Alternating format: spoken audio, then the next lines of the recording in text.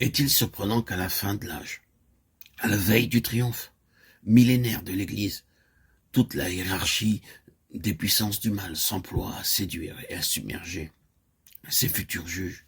Est-il étonnant que Dieu permette les attaques de l'ennemi? Toujours, à travers tous les siècles. Dieu s'est servi de notre planète comme de champ de bataille et d'atelier pour la préparation et l'instruction de ses soldats et de ses ouvriers.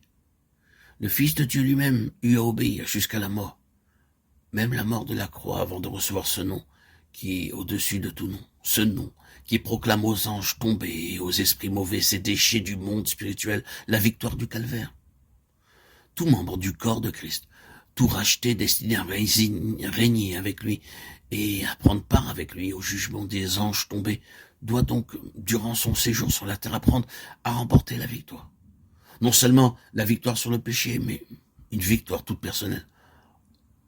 Aussi la victoire sur toutes les vipères de l'enfer qu'il doit fouler aux pieds au nom du vainqueur.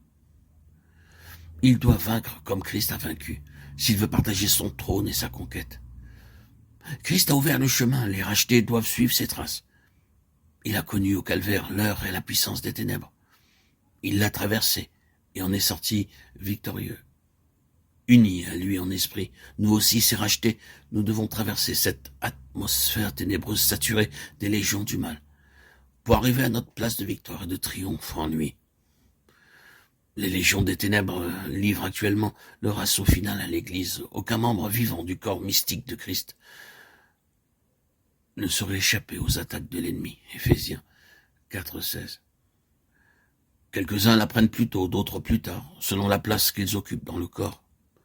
Si tout le corps était œil, où serait lui? 1 Corinthiens 12, 14, 21. Ceux qui sont les pieds le seront les derniers, mais ils l'apprendront aussi bien qu'ils soient dans le corps d'ascension, la partie qui touche le plus à la terre. Il y a des élus qui sont tombés victimes et qui tombent victimes des ruses de l'ennemi. À leur propre jugement, ils sont inutiles pour le service du Seigneur.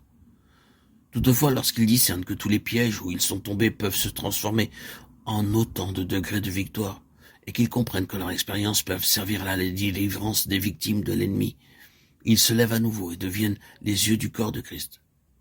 Ils le guident et lui ouvrent le chemin à travers les légions hostiles du prince des ténèbres dans les lieux célestes. Alors ce que Satan avait pensé en mal devient l'occasion d'un glorieux affranchissement, et il rend témoignage à la sagesse infiniment diverse de Dieu devant les hommes, des principautés et les puissances. Éphésiens 3,10. Satan et ses légions peuvent espérer reculer le moment du jugement qui doit fondre sur eux. Mais les plans de Dieu sont immuables. Ses desseins s'accompliront.